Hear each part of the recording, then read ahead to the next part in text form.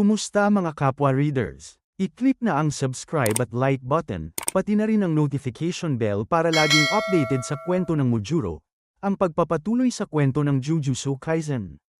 Paalala, kung hindi mo pa alam ang nangyari sa ending ng Jujutsu Kaisen ay mas mabuting bumalik ka na lang pagkatapos mong malaman. Pero kung sa tingin mo ay handa ka nang malaman ang susunod na kwento ng Jujutsu Kaisen ay manood at makinig ka na ng mabuti. Marami sa atin ang nakakaalam sa kwento ng Jujutsu Kaisen, pero lahat ba ay alam na may tuloy pa pala ang kwento nito? Ang pamagat ng kasunod na kwento ay Mojuro. Nag-uumpisa ang kwento na ito sa taong 2086, 68 taon pagkalipas ng mga nangyari sa kwento ng Jujutsu Kaisen. Kaya hindi na nakakapagtaka kung patay o masyado nang matanda ang mga karakter sa Jujutsu Kaisen kung maipapakita man sila sa kwentong ito. May sasakyang pangkalawakan na lumulutang sa ibabaw ng mundong Earth na may taas ng 30 kilometro. Ang pangalan ng sasakyang pangkalawakan na ito ay Naunax na may sakay na humigit kumulang 50,000 dayuhang nilalang na tinatawag na Simurians. Sila ay refugees na nakipag-ugnayan sa Earth para sa kanilang proteksyon. Naipapakita ang leader ng mga Simurians na may 3 mata at nakaupo sa kanyang upuan na tulad lang kung paano umupo si Sukuna. Tinatanong niya ngayon ang kanyang 2 tagapayo kung bakit sila pupunta sa bansa ng Japan kung sa pagkakaalam nila ay ang bansang Amerika ang pinakamalakas na bansa ng Earth. Sumang-ayon naman ang kanyang tagapayo sa kanyang sinabi, pero tuloy rin na sinabi ng tagapayo na Amerika na ang nagsabi sa kanila na ang bansang Japan ang may kwalipikasyon na makipag-ugnayan sa kanila. Nagsalita naman ang isa pang tagapayo na nagmumukhang ginamit niya ang kanyang kapangyarihan para malaman ang sitwasyon sa Japan. Dito niya napagtanto na may mga mamamayan ng Japan na may parehong kapangyarihan sa kanila, at ang tawag sa mga ito sa planetang Earth ay Jujutsu Sorcerers. Dumiretso naman ang kwento sa isang batang babae na nagngangalang Okatsuyuka, na nakikipaglaro sa kanyang lolo na may bakas ng sugat sa kanyang noo. Para sa mga nagtataka hanggang ngayon, ang lolo ay ang tumanda ng si Okatsuyuka na nasa kwento ng Jujutsu Kaisen. Hanggang pagtanda ay hindi pa nawawala ang sugat niya noong ginamit niya ang brain swapping technique ni Kenjaku. Malapit si Yuka sa kanyang lolo sapagkat palagi silang magkasama. Kapag tumatawa o umiiyak man si Yuka ay kasakasama niya pa rin ang kanyang lolo. Isang araw ay may binigay na singsing si Yuta kay Yuka. Nag-aalangan pa na kunin ni Yuka ang singsing na binibigay ng kanyang lolo dahil ito raw ay mahalaga para sa kanya. Ngunit hindi mapigilan na mag-alala ni Yuta sa kapakanan ng kanyang apo na si Yuka kaya gusto niyang ibigay na lamang ang kanyang singsing. Sinabi ni Yuta na mapoprotektahan ang singsing na ito si Yuka hanggang dumating ang araw na maging mahusay siya bilang isang Jujutsu Sorcerer. Ito naman ay ikinasaya ni Yuka kaya pinangako niya sa kanyang lolo na magsisipag siya ng husto. Pagkalipas ng ilang taon, 10 taon si Yuka nang yumao na ng payapa ang kanyang lolo na si Yuta.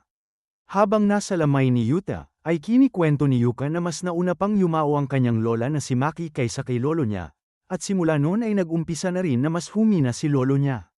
Nung nakaalis na ang mga tao ay nasa lamay pa rin si Yuka. Nalulungkot siya na nakapatong sa kabaong ng lolo niya at pinangako niya na magpapalakas siya tulad ng lolo niya. Pero pagkatapos ng lamay ay may masamang balita na sinabi ang nanay ni Yuka. Pinipilit niya na simula ngayon ay ang kuya niyang si Tsurugi na ang gagamit ng singsing na ibinigay ng lolo sa kanya. Ayaw naman ito tanggapin ni Yuka, nagagalit at sinisigaw niya na ang binigay ng lolo niya sa kanya ay para sa kanya lang. Tugon naman ng kanyang nanay na ang singsing na yun ay isang cursed object na nabibilang na pagmamay-ari ng kanilang angkan na Gojo. Sabi ng nanay ni Yuka na walang karapatan si Yuka para angkinin ang singsing na yun. Ang kanyang kuya na si Tsurugi ang karapat-dapat namang angkin nun. Agad naman na pumunta si Yuka sa kanyang kuya. Pinipilit niya na ibalik ang singsing na bigay sa kanya ng lolo nila. Si Tsurugi naman ay 11 taong gulang na ngayon. Wala siyang pake sa sinabi ni Yuka kasi hindi niya naman problema kung binigay sa kanya ang singsing o hindi. Kasi hindi naman siya ang nagdesisyon, kundi ang angkan nila. Sigaw naman ni Yuka na kung ganun ay ibalik na lang ni Tsurugi ang singsing sa kanya. Pero, ang nangyari pa ay si Yuka ang nagmumukhang nabugbog kaya siya ngayon ang sugat-sugatan. Napagtanto ni Yuka na ang singsing ng kanyang lolo ay karapat-dapat ng seryosong pangako. Kaya napagdesisyonan niya na magpapalakas siya. Mag-iensayo siya ng mabuti. para tanggapin ng mga tao na siya ang karapat-dapat ng singsing na yon. Sa luma at sira-sirang bodega naman na maraming nakakalat na cursed seal tags ay may matandang lalaki at bata na naglalaro. Tinatanong ng nakakatandang lalaki kung mahilig ba ang bata na maglaro ng ganong laro. Ang sagot naman ng bata na 1 oras sa 1 araw lang siya nakakapaglaro, at nakakapaglaro lang siya ng matagal sa bahay ng kaibigan niya. Pati sa panunood ng mga video ay pinapayagan lang siya ng mga magulang niya na manood sa kanilang bahay ng 30 minuto sa 1 araw. Nagtanong ulit ang nakakatandang lalaki kung pwede ba ang patay-patayan na laro sa bata na tulad niya. Kasi parang masyadong brutal ang laro para sa bata. Sagot naman ng bata na normal lang ang laro na yun para sa kanya. Sinabi na lang ng nakakatandang lalaki na kung normal lang pala yun para sa bata ay ayos lang din para sa kanya. Masayang sumang-ayon naman ang bata at ipinagpatuloy nilang maglaro. Pero may dagdag pa ang nakakatandang lalaki na kung normal lang pala ang eksena na ganun para sa bata ay walang problema kung mangyayari rin sa bata ang nangyayari sa laro nila. Napunta na ang kwento sa pag-uusap ng 3 individual. Ipinapaliwanag ni Usami sa 16 na taong gulang na Yuka at 17 taong gulang na Tsurugi na sa bansa nila ay seryosong problema pa rin ang pagkidnap ng mga tao para pagkunan ng enerhiya. Sa syudad ngayon ng Kyoto ay laganap ang pagkidnap ng mga bata, pero hanggang ngayon ay wala pa ring tinutugis na salarin ang mga pulis, kaya iniisip na nilang may kinalaman ang mga Jujutsu sorcerers sa nangyayari. Kaya tinawag ni Usami sina Yuka at Tsurugi na parte ng angkan ng Gojo para mas mapadali ang paghahanap sa salarin. Hindi naman inaasahan ng dalawa na may kasama pa pala sila sa pag-iimbestiga sa nangyayari. Pinakilala niya ang sarili niya bilang si Marulu Volume Yelvori, o sa madaling salita ay Maro. Nagtaka naman si Yuka sa dayuhan na sorcerer, dahil bihira lang ang mga sorcerer na dayuhan. Ipinaliwanag ni Yuka kay Maro na ang cursed energy ay emosyonal na enerhiya na nahahanap lang sa mga Hapones. Kaya natural na ang mga sorcerers ay naipapanganak lang sa bansang Japan. Pero may iilan lang na eksepsyon na tulad ni Maro. Dito naman napagtanto ni Maro na ang pagkidnap ng mga Hapones ay dahil sa kanilang cursed energy. Sumang-ayon si Usami sa sinabi ni Maro at dagdag niya pa na yun din ang dahilan kung bakit mataas ang presyo ng mga Hapones pagdating sa human trafficking. Nakapagtataka naman kay Tsurugi kung bakit pati ang simpleng impormasyon na ganun ay hindi alam ni Maro. Kaya nag-aalala siya na isali si Maro sa misyon nila. Sabi naman ni Yuka na ayos lang dahil imbestigasyon lang ang gagawin nila. At hindi naman sila makikipaglaban sa mga curse users. Inosente naman na nagtanong si Maro kung anong curse users. Sumbat naman ni Tsurugi na nag-aalala lang siya dahil walang kasiguraduhan kung ano ang pwedeng mangyari sa kanila. Kaya dapat na intindihin ni Yuka ang sinasabi niya, na hindi niya kailangan ipaliwanag ang lahat ng sinasabi niya. Nag-aaway na ang dalawang magkapatid pero paulit-ulit pa rin na tinatanong ni Maro kung ano ang curse users. Kung bakit curse user ang ginamit nilang salita, imbes na Jujutsu sorcerer. Patuloy pa rin silang nag-aaway hanggang sa pinunta na nila ang galit nila sa isa't isa kay Maro. Sinigaw ni Tsurugi na curse users ang tawag sa mga masasamang Jujutsu sorcerers. At sinigaw naman ni Yuka na kung hindi siya tatahimik ay iiwan nila siya mag-isa. Nanginig naman si Maro sa paggalit ng dalawa. Ipinaliwanag naman ni Usami na opisyal na bisita si Maro na kumakatawan sa partido ng estado. Kasama nila siya ngayon para obserbahan niya silang mga Jujutsu sorcerers ng Japan. Naalala rin ni Yuka na may regular ng inspeksyon na nangyayari pagkatapos pirmahan ang kasunduan para sa seguridad. Dagdag pa ni Maro na oobserbahan niya sila kung anong klaseng mga tao sila. At iniisip niya kung kaya ba ng mga mamamayan ng planetang Earth na makipagkaisa sa kanilang mga Simurians. Ipinagbigay alam naman ni Maro sa kanilang dalawa na hindi sila pwedeng humingi ng tulong sa kanya. Nautusan siyang huwag manggialam sa kung anumang gagawin nilang dalawa. Sumang-ayon naman ang magkapatid sa kanya kaya iniwan na lang nila si Maro dahil kung hindi naman din pala tutulong si Maro ay magiging sagabal lang siya sa misyon nila. Sabi ni Yuka na naaasar na lang din siya kay Maro dahil kung umasta siya ay parang nakakataas siya kaysa sa kanila. Sabi naman ni Tsurugi na hindi siya bisita ng bansa para umasta ng ganun. Tulala si Maro at tahimik na lang na umupo sa gilid ng daanan. Naawa si Yuka kaya bumalik na lang siya para tumigil ng umiyak si Maro kasi nagmumukhang sila pa ang masama. Nagulat na lang si Maro hindi dahil sa bumalik si Yuka, kundi dahil sa hindi man lang pumasok sa isip ni Yuka na may nagawa silang mali. Nagkatinginan na lang silang dalawa at pagkatapos ay nilibre ni Yuka si Maru ng takoyaki. Naninibago naman si Yuka dahil umiiyak na agad si Maru sa sarap ng takoyaki. Samantalang pwede siyang makahanap ng takoyaki kahit saan. Hindi naman inaasahan ni Maru na ganun lang pala kadali maghanap ng ganong kasarap na pagkain sa Japan. Nakakamangha para sa kanya na taga-ibang planeta kung gaano kasagana ang bansang Japan. Nalungkot at nag-sorry na lang si Maru dahil hindi pala libre ang takoyaki na binili ni Yuka para sa kanya kaya sinabi ni Yuka na bayaran na lang siya pag may pera na siya. Napag-usapan nilang dalawa ang relasyon ni Yuka at Tsurugi bilang magkapatid. Nabinigay ng angka ng Gojo ang singsing kay Tsurugi dahil sa tingin nila ay may talento si Tsurugi bilang Jujutsu Sorcerer. Tinanong ni Maru kung nakakamanghabang Jujutsu Sorcerer si Tsurugi. Pero sumbat ni Yuka na sinabi sa kanya ni Usami na halos magkapareho lang sila ng talento ni Tsurugi. Inamin naman ni Yuka na masipag si Tsurugi, pero nang tinanong ni Maru na magandang bagay yon ay ikinagalit lang ni Yuka na nag-eehersisyo lang siya na parang wala nang bukas. Naaasar si Yuka na ayaw ibigay ni Tsurugi sa kanya ang singsing sapagkat hindi naman daw siya malapit sa lolo nila. At nagsisipag din naman daw ng maigi si Yuka. Napansin ni Maru na malungkot si Yuka dahil hindi pa rin binabalik sa kanya ang singsing na binigay ng lolo niya para sa kanya. Kaya para sumaya si Yuka ay sinabi ni Maru na tutulungan niya siya sa misyon na ito. Dagdag niya na tagasuri lang siya sa misyon nila kaya kapag tinapos nilang dalawa ang misyon ay mapupunta ang pagkilala kay Yuka. Nag-aalala naman si Yuka sa alok niya dahil matinding ipinagbabawal ng mga nakakataas ang paglahok ni Maru sa misyon ni Yuka at Tsurugi, kaya si Maru na ang nalungkot. Pero sinabi ni Yuka na wala siyang sinabi na itinatanggi niya ang alok ni Maru, na ikinatuwa naman ni Maru. Pinag-usapan nila kung paano ang gagawin nila at binanggit din ni Maru na ayos lang ang lahat ng gagawin niya basta hindi siya gagamit ng cursed energy.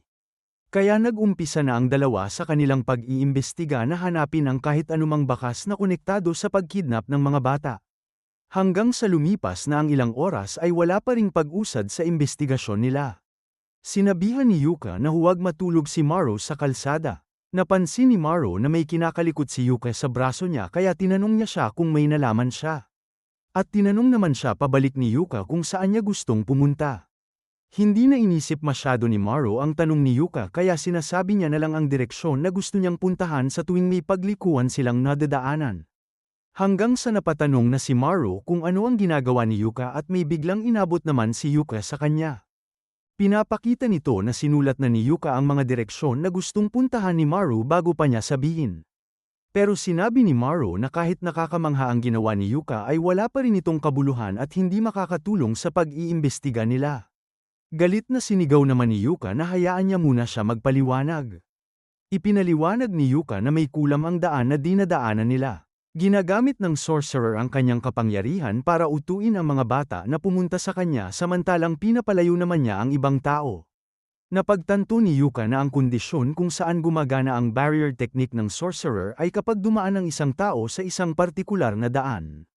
Nakakagalit para kay Maru ang ginagawa ng sorcerer na ito para tahimik na mag-kidnap ng mga bata.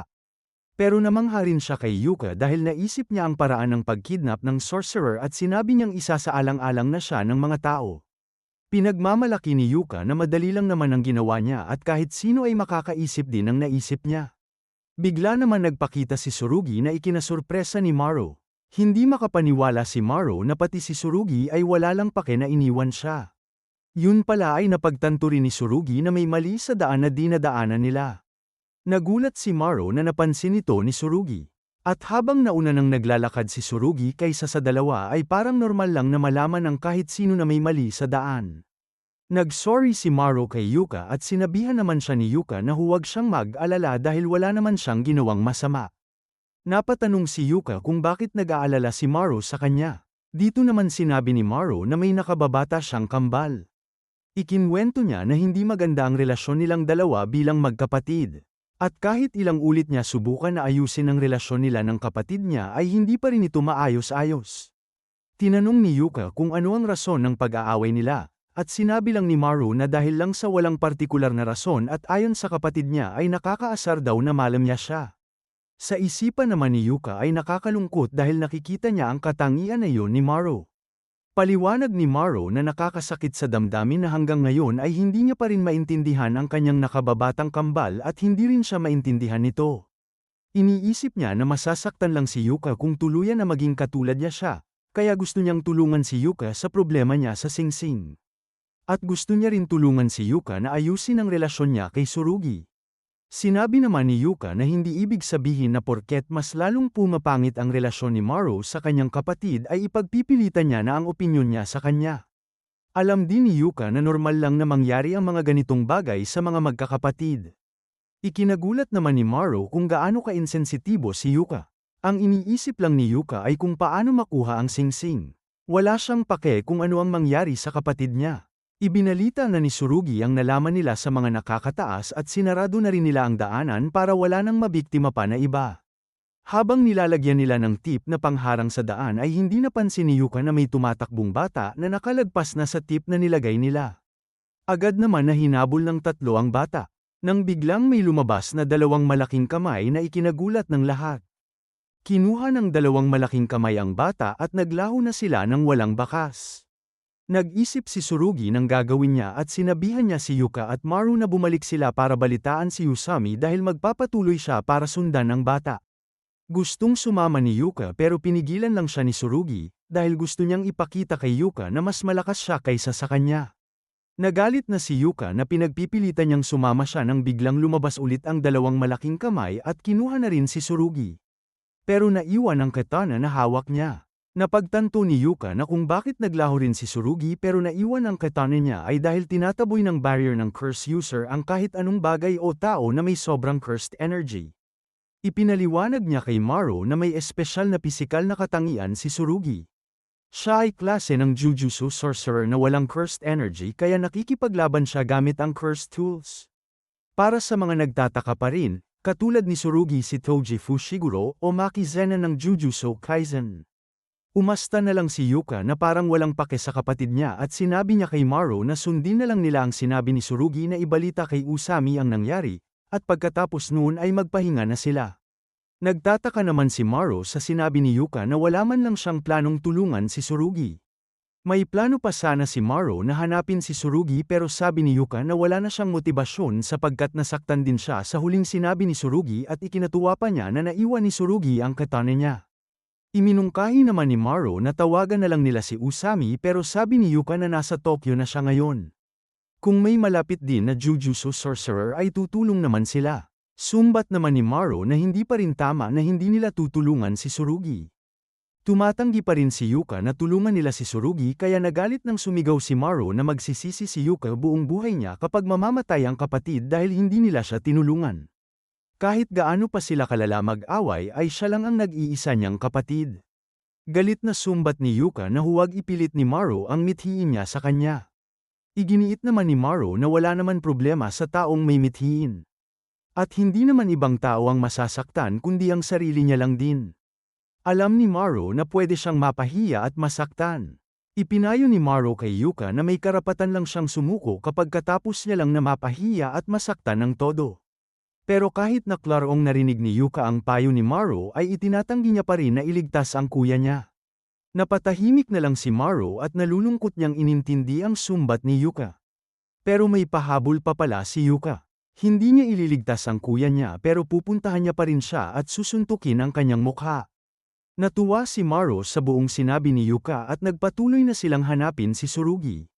Sa abandonadong bodega naman ay makikitang nakatali si Tsurugi habang nakaupong kinakausap siya ng curse user. Habang ipinapaliwanag ng curse user ang barrier technique niya kay Tsurugi ay tinawag lang siya ni Tsurugi na hanggal dahil sa kinadami-daming lugar na paggawa niya ng krimen niya ay sa lugar na malapit pa sa eskwelahan ng mga Jujutsu sorcerers niya pa ito ginagawa.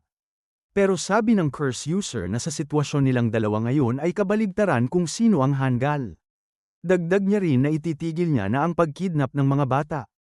Dahil sa rason na akala niyang alam na ni Tsurugi, tinanong siya ni Tsurugi kung ano yon. At ang napakahalagang rason ng curse user ay dahil sa dumating na raw ang mga aliens. Hindi naman naniwala si Tsurugi at sinabi niyang puno lang ng kalokohan ang curse user. Sabi ng curse user na sa kasamaang palad ay totoo ang sinasabi niya. Sinasabi ng curse user na idineklara na ng Inspector General ang paglusob ng mga nilalang mula sa kalawakan bilang insidente na special grade na maihahalin tulad sa pag-atake ni Reo Mensu kuna 68 taon nang nakalipas. Nabahala naman si Tsurugi sa impormasyon na ito dahil imposible na may tutulad pa sa halimaw na tulad ni Sukuna. Dagdag pa ng curse user na simula noong paglagda ng kasunduan para sa seguridad ay ang bansang Japan na ang may responsibilidad para sa kahit anong pakikitungo sa mga aliens. Hindi mapipigilan ang hadlang sa kultura ng dalawang planeta kaya naniniwala ang curse user na dadating din ang araw na makikipagdigmaan ang mga alien sa planetang Earth. At ang diplomatikong misyon at digmaan laban sa mga aliens ang maglalantad sa totoong kulay ng Japan. Tanong naman ni Tsurugi kung ano ang ibig sabihin niyang totoong kulay ng Japan. Ipinaliwanag ng curse user na 68 taon na ang nakalipas simula noong naganap ang Colon Game kaya nagkaroon ng kasunduan na pinirmahan. At ang mga dakilang sorcerer na tulad ni Gojo Satoru at Itadori Yuji na nagbalik ng kaayusan sa mundo ay wala na sa kasalukuyang Japan. Sa panahon ngayon kung saan patuloy lang na humihina ang mga sorcerers ay bumababa na rin ang halaga ng mga Hapones kaya plano niya nang itigil ang negosyo niya. Napagdesisyonan niya na sa huling pagkakataon ay makakakita siya ng malaki sa pagbenta niya kay Tsurugi. Dito lang napagtanto ni Tsurugi na ang nag-iisang rason kung bakit hindi siya patay ay dahil sa isa siyang produkto. Ang akala niya ay maibibenta siya na kasama ang bata pero hindi pala yun ang mangyayari. Dahil nakabalot na ang mga bata. Kahit na mababa ang cursed energy ni Tsurugi ay alam ng curse user na maibibenta niya pa rin si Tsurugi. Inaamin niyang madudumi ang mga bata, walang imahinasyon, at ang pagsalita nila ay nakakagalit.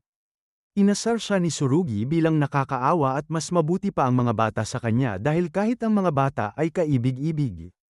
Nilapitan naman siya ng curse user at pinagsisipa niya si Tsurugi habang sinisisi niya ang ekonomiya kaya mas pinili niya na lang na gawin ang human trafficking. Hinahamon niya si Tsurugi na kahit sumigaw siya ng malakas ay walang magliligtas sa kanya. Sa sandaling pagkasabi nun ng curse user ay may sumira sa pinto niya at tinamaan siya ng malakas. Nagulat na lang ang curse user at si Tsurugi na meron si Yuka at Maru sa labas. Kapansin-pansin na may usok na nanggagaling sa kamay ni Yuka kaya alam na nilang siya ang sumira ng pinto. Bago naman mahanap ng dalawa si Tsurugi ay ginamit ni Maru ang kapangyarihan niya kay Yuka na ipinakilala niya bilang sarili niyang curse technique, sa intensyon na itago ang kapangyarihan niya at pagkakakilanlan niya bilang alien kay Yuka.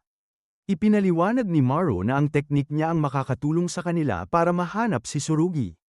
Sapagkat konektado ang dugo ni Yuka at Tsurugi bilang magkapatid. Ang gagawin ng kapangyarihan ni Maru ay ihaharmonya niya si Yuka at ang mundo. At hahanapin ng tao na magbabalanse sa kanya na walang iba kundi ang kapatid niya na si Tsurugi. Nag-aalala si Yuka na baka mabisto sila kapag ginamit ni Maru ang cursed energy niya at sabi naman ni Maru na ayos lang na gamitin niya ang ganong kaunti na cursed energy. Nakatakas si Tsurugi sa pagkakatali niya at imbes na talunin na nila ang curse user para iligtas ang mga bata ay hindi inaasahan na mas uunahin ni Yuka na haminin ang kuya niya. Nagulat naman si Maru sa hamon ni Yuka na sa kinadami-dami ng oras para gawin yun ay ngayon niya pa naisipan na haminin sa laban si Tsurugi. Inatake na ni Yuka si Tsurugi at mukhang alam naman ni Tsurugi ang gagawin niya kaya nakipaglaban na rin siya sa kapatid niya. Nang tumama ang atake ni Tsurugi kay Yuta, habang tulala lang si Maru na nanunood sa kanilang dalawa, ay napaiyak lamang siya. Dahil alam niya na nagsisikap din si Tsurugi para lumakas. Pinunasan niya ang kanyang luha at walang hesitasyon na inilipat ang atensyon sa curse user. Samantalang ang dalawa na kasama niya ay nahihiya na para sa kanya at ang isa naman ay hindi alam ang nangyayari. Inihanda na ni Yuka ang anyo ng pag-atake niya at ginamit ang kanyang mga kuko na may halong cursed energy para umatake. Dinepensahan naman ng curse user ang sarili niya pero nasugatan pa rin sa atake ni Yuka na may halong cursed energy. Hinawakan niya ang nakakalat na cursed seal tag sa sahig at nakapag-teleport sa likod ni Yuka. Agad naman na dinepensahan din ni Yuka ang sarili niya. Alam ni Tsurugi na nakakainis ang abilidad ng curse user kaya kinuha niya na ang katana niya kay Maru. Nagtaka naman ang curse user sa tunog na naririnig niya. Ito pala ang tunog ng katana ni Tsurugi na nagngangalang Hanoyagi. Gumagawa ang katana na ito ng mga kislap kapag ginagamit. Naghanda na si Tsurugi sa atake niya at mabilis na sinunog niya ang mga nasa paligid niya gamit ang new shadow style, Batou sword drawing. Dahil dito ay nasunog na ang mga nakapaligid na cursed seal tags kaya wala nang magamit ang curse user para mag-teleport. Hindi na binigyan ni Yuka ang curse user ng tsansa na makapaghanda at inatake niya na siya agad gamit ng kanyang Savage Jaw Strike at Biting Twist. Ang dalawang magkapatid ay nasisiyahan na natalo nila ang curse user. Samantalang abala si Maro na patigilin ang nag-aapoy na buhok niya. Pagkatapos suriin ni Maro ang mga bata ay buti na lang humihinga pa silang lahat. Natapos agad ang laban at makikitang nakaupo si Tsurugi na kinakausap si Yuka. Pinuri niya si Yuka na mas lumakas pa siya. At sabi niya na bago niya ibalik ang singsing kay Yuka ay magpapalakas muna siya. Bumalik ang eksena sa nakaraan kung kailan 7 taong gulang pa lang si Tsurugi. Kung si Yuka ay kasama niya ang kanilang lolo na si Yuta.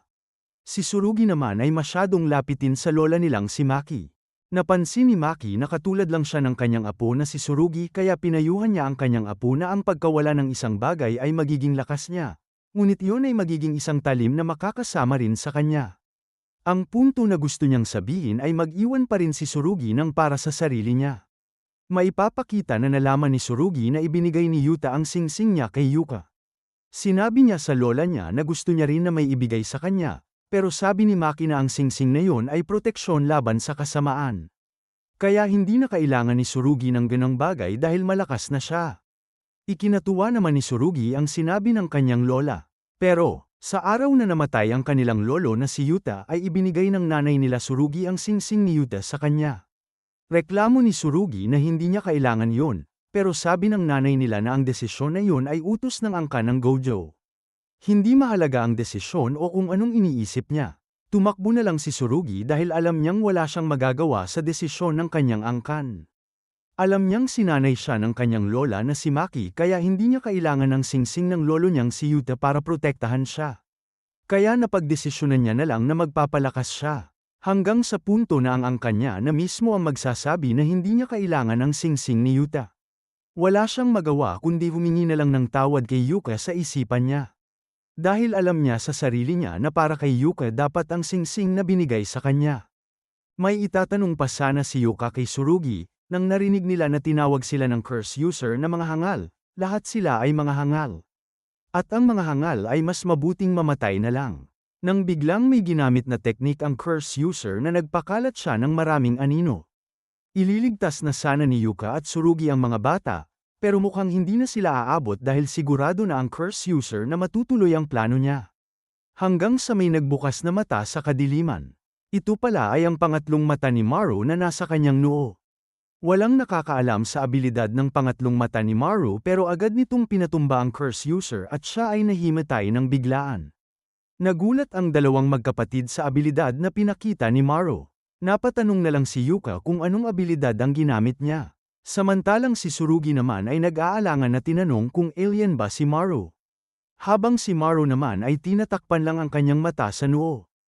Aaminin kaya ni Maro na alien siya? Kung oo naman ay tatanggapin ba ng magkapatid ang totoong pagkakakilanlan niya? O di naman kaya ay totoo ba na magkakaroon ng digmaan ang mga tao at aliens? I-click na ang subscribe, like, at notification bell para sa patuloy na kwento ng Jujutsu Kaisen Mojuro.